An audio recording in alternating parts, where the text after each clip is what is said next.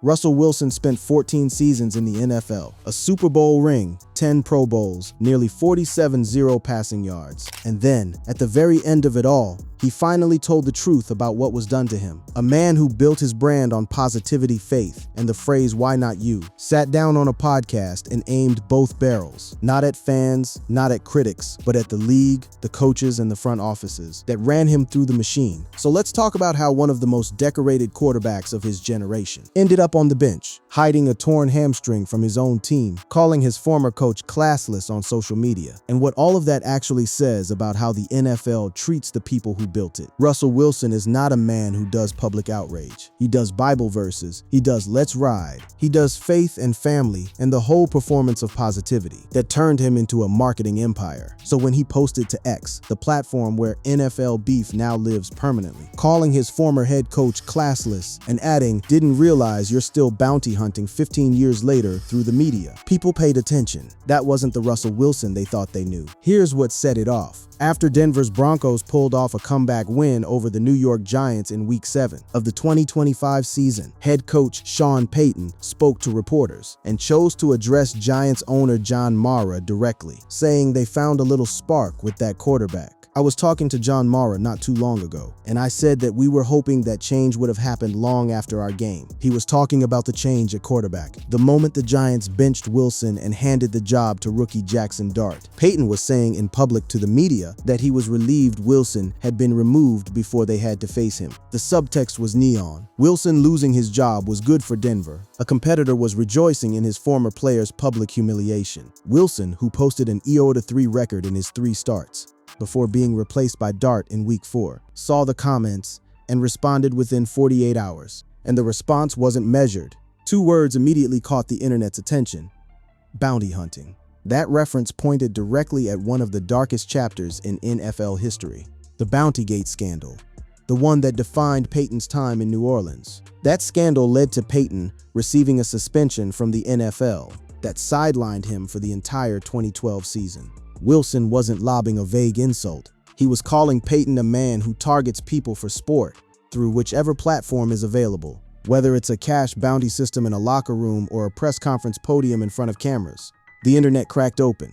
On X, fans and pundits landed on opposite sides almost instantly. Seahawks fans who'd watched Wilson win in Seattle backed him fully. Broncos fans who'd lived through the Wilson era in Denver defended Payton. Neutral observers noted that whatever the right call was, Payton had started it. Former players weighed in too, the general consensus from those who'd been in locker rooms. Coaches don't get to bench a guy, collect a record dead cap bill, then take shots at him in the press 2 years later. But Wilson wasn't done. In a later appearance on the podcast, Bussin' with the Boys, Wilson elaborated, saying he respected Payton as a play caller, but he was displeased with how he handled the situation. And then he said the line that made it personal: "But to me, when you've been in the ring or you've been on the same side, this and that, and I've got the same amount of rings as you've got," meaning Sean, 1 ring each, equal standing. "So don't disrespect me." His final line in that exchange: "It's not a matter of disrespect. Just don't disrespect me." That's the bombshell, not an explosion exactly. More like a pressure valve finally giving out. And to understand why it gave out the way it did, and why it resonated the way it did, you have to go back. You have to understand what the NFL actually put Russell Wilson through before he got to that podcast couch. Wilson played 14 seasons in the NFL, spending his first 10 years with the Seattle Seahawks, where he led the franchise to its first Super Bowl title during the 2013 season. He was a 3rd-round pick out of Wisconsin, a pick that at the time the Seahawks' own locker room reportedly wasn't thrilled about. Veterans questioning whether the undersized quarterback could survive the physicality of the NFL. Wilson answered that question in about 5 minutes. By his 2nd season, he had a ring. By his 5th, he'd been to 2 Super Bowls. Wilson's career totals entering 2026 stood as genuinely elite: 46,966 passing yards, 353 passing touchdowns, 568 rushing yards. The kind of dual-threat resume that defined the Seahawks' best era of the 2010s. He wasn't just a system quarterback. He scrambled when the pocket collapsed. He extended plays long enough that receivers could get open downfield. He was the engine behind the Legion of Boom dynasty. The defense got the credit, but Wilson was the one winning the close games. And yet things started to shift in Seattle. Throughout Wilson's tenure, the situation became progressively rockier as time went on, and ultimately, both sides decided to part ways, believing it was in favor of both parties. The specifics were layered. Wilson reportedly wanted more creative input on offense. The "let Russ cook" conversation became public and divisive, with some fans seeing it as ego and others as a legitimate quarterback asserting his role. There were contract negotiations that became tense. There were reports of friction with the front office. After a decade together, something had broken down beyond repair. His passing yardage ranked 5th in the NFL since his 2012 debut, trailing only Matthew Stafford, Tom Brady, Aaron Rodgers, and Matt Ryan. So when Denver came calling in 2022 with one of the most aggressive trade offers in NFL history, Wilson had the leverage to decide where he went. He waived his no-trade clause for the Broncos. He chose Denver. He chose the offensive firepower, the big stage, the mountain backdrop, the chance to win another Super Bowl on his own terms. The Broncos signed him to a 5-year, $245 million extension before he took his first official snap with the team. That number, that commitment, that's not the NFL treating a man they plan to discard. That's the NFL planting a flag and betting everything on one player. The Broncos country, let's ride era had officially begun, and it was already sitting on a fault line. The key detail that gets lost in the narrative about Wilson's Broncos tenure is the coaching instability he walked into. After a decade in Seattle, Wilson moved to Denver in 2022, where the Broncos struggled to a 5-12 record and parted ways with head coach Nathaniel Hackett.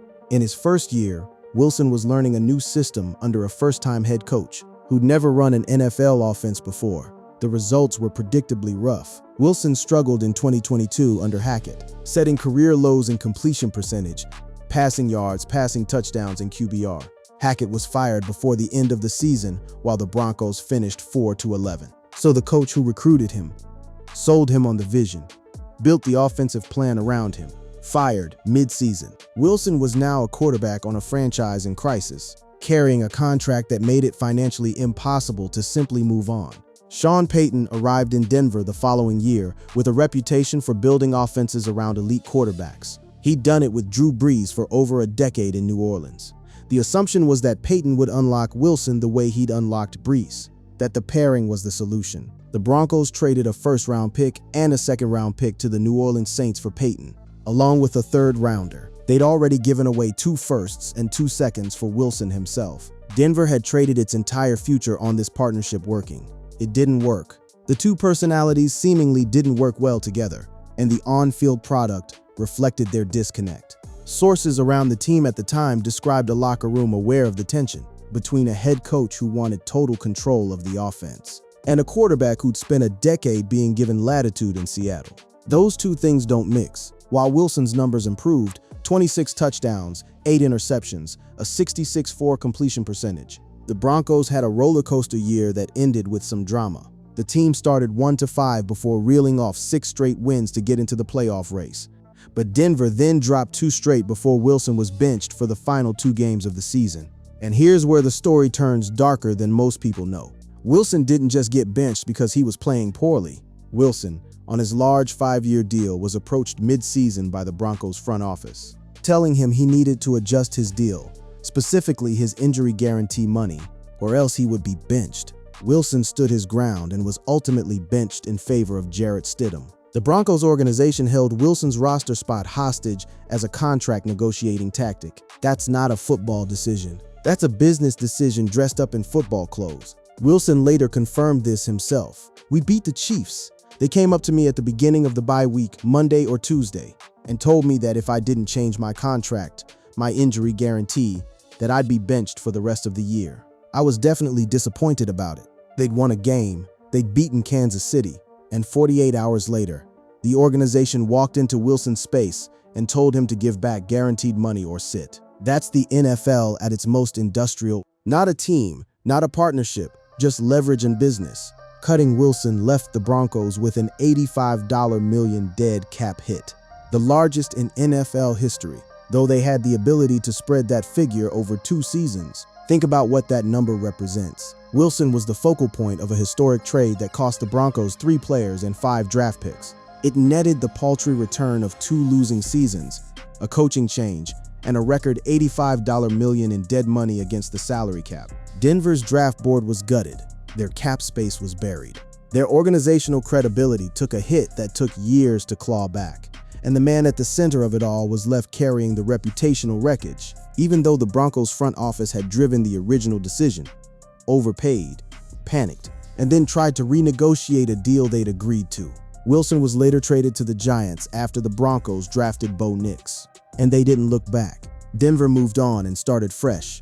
Wilson had to pick up the pieces and find somewhere, anywhere that would still believe in him.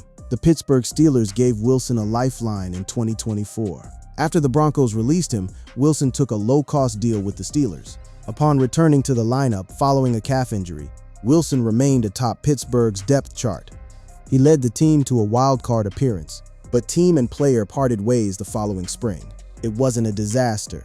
It wasn't a renaissance either. The Steelers had their own quarterback drama. They were evaluating options.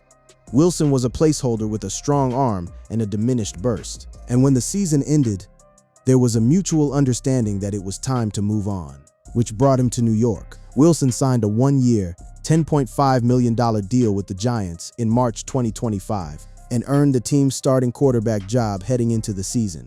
The Giants had 3 quarterbacks, Wilson, Jameis Winston, and first-round rookie Jackson Dart. Wilson was the starter. Dart was the future. The plan, as far as these things go in the NFL, was for Wilson to hold the fort, win some games, and hand the keys over when the time was right. The time came faster than anyone expected. Here's the part that didn't come out until the very end of the season. Wilson revealed that he'd torn his hamstring, a grade 2 tear, on the Friday before the Week 2 Cowboys game. The final play of practice. He still played. He didn't tell the team. He didn't tell the coaches. He didn't tell the training staff. He secretly went to the Dallas Mavericks facility for treatment, kept quiet, and played the game, with the Giants unaware of his injury. Why? Because he knew what a quarterback playing through injury looks like, to a franchise already eyeing his replacement. He knew that if he reported the hamstring, he'd be pulled, and he knew that being pulled would trigger the transition to Dart, faster than any of them were admitting publicly. So he gritted through it. Despite the injury, Wilson had his best game as a Giant against the Cowboys, going 30 for 40, 1 for 450 yards, 3 touchdowns, broken down, running on adrenaline and cortisone and sheer competitive will, one of his best games in years. And the Giants still lost in overtime. The following week against Kansas City, Wilson threw for 160 yards, 0 touchdowns, and 2 interceptions, completing just 18 of 32 attempts in a 22-9 loss. That was his last start for the Giants. He was benched for Dart. He appeared in 3 more games by season's end, totaling 831 yards and 3 touchdowns on 119 pass attempts, all career lows. Being relegated to QB2 wasn't even the final indignity. Wilson stayed on the bench when Jameis Winston stepped in for an injured Dart against the Detroit Lions in Week 12. He wasn't the backup, he was the third option. A 10-time Pro Bowler, a Super Bowl champion, reduced to a healthy scratch on the bench while 2 other quarterbacks ran the team. He was supposed to be leading, regardless of Wilson's claim that the Giants didn't know about the injury. The failure to disclose it via an injury report undoubtedly attracted the league's attention. The prevalence of gambling makes the injury report more important than ever. While it's unclear whether a team is responsible for an injury a player affirmatively conceals, Wilson's comments compelled the league to launch an inquiry. So even in the act of trying to protect himself, Wilson ended up pulling the Giants into potential league scrutiny. The whole thing was a knot of competing pressures, a player fighting for his career, a franchise pivoting to youth, and a league machine grinding forward regardless. The podcast interview where Wilson doubled down on calling Peyton classless was recorded before the 2026 Super Bowl. So by the time most people heard it in detail, in its full, extended, unedited form, Wilson was already a free agent, sitting outside the game looking in, deciding whether he had one more run left or whether the desk was the better call. In the interview, Wilson said the reason Peyton's comments hit different was simple. It came from inside the circle. When you've been in the ring, on the same side, it's harder to ignore than random outside noise, and he made it personal professional. He respected Peyton as a play caller, but he wasn't accepting shots now that he wasn't even on Peyton's team anymore. That's a specific kind of hurt, not the hurt of a stranger's opinion. The hurt of someone who was once a colleague deciding you're fair game for public ridicule, the moment you're no longer useful to them. Wilson made clear that he'd beaten Peyton before. They'd been on the same field. They'd worn the same organization's name on their chests. And yet here was Peyton, poking at the wound from a press podium. At the end of the day, it's well known Peyton doesn't like Wilson, but clearly, the feeling is now mutual. The internet took a side almost immediately.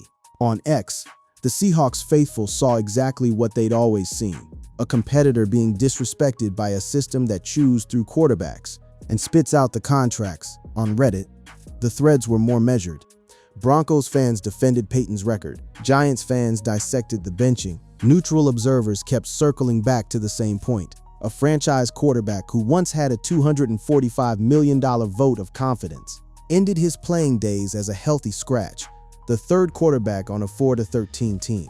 However you feel about Wilson's late career performance, that's a brutal reduction for any human being to absorb. Despite last season's struggles and chatter about his football future, Wilson did not appear ready to call it quits in 2026, saying, "I want to play a few more years for sure." He talked about his vision of playing until 40.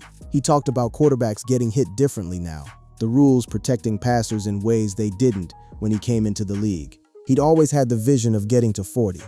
At least, he said the game is different now. But the Jets' offer sat on the table. Backup Geno Smith, collect a paycheck, stay in the game. Wilson had an offer from the New York Jets to join the team as a backup to Geno Smith, and had acknowledged last month to the New York Post that he was also considering joining CBS Sports. Two very different paths. One keeps him on a sideline, clipboard in hand, hoping for a miracle start. The other puts him behind a desk with James Brown, wearing a suit instead of a jersey. Free agent quarterback Russell Wilson accepted an offer to join CBS Sports for its Sunday pregame show. Despite having a chance to suit up as a backup in 2026, he is finalizing a deal with CBS Sports to become an analyst on the network's Sunday NFL pregame show. James Brown, Bill Cowher, and Nate Burleson are expected to return to the NFL Today desk. Wilson will slot in alongside them, stepping into the vacancy left by Matt Ryan. Wilson, a 10-time Pro Bowl selection who won a Super Bowl and the Walter Payton Man of the Year award during his career, is set to leave the NFL as a player and become an analyst on the network's pregame show. That's the clean version of the story, the smooth pivot. The polished veteran finding his next chapter, and there's real truth in that. Wilson is articulate, media-trained, and comfortable in front of a camera, in a way most former players aren't on day one. But the fuller version of the story is messier and more human. Wilson spent 2025 with the Giants, starting 3 games, before being replaced by rookie Jackson Dart, and then leapfrogged on the depth chart by Jameis Winston. He played through a torn hamstring. He watched a coach publicly celebrate his benching. He stood in front of reporters at the end of a 4-13 season and told the truth about what the year had actually cost him, physically, emotionally, professionally. And then he said what the "why not you" version of himself was supposed to say, that he's not done, that he still has something left, that this isn't how the story ends. Whether it actually ends or not will likely depend on what 2027 looks like. Wilson, at 37, is opening a new chapter in his football career. Despite having had an offer to be a team's backup in 2026, that door isn't sealed. Former quarterbacks have made comebacks from broadcast chairs before. The NFL has a short memory for achievements, and a long one for failures. But it also has a soft spot for a proven winner who's willing to accept a reduced role. What Russell Wilson proved across the Peyton feud, the Giants benching, the hidden hamstring, the $85 million dead cap number left smoldering in Denver, is that the NFL business doesn't care about what you were. It cares about what you're going to do next for the franchise cutting your check.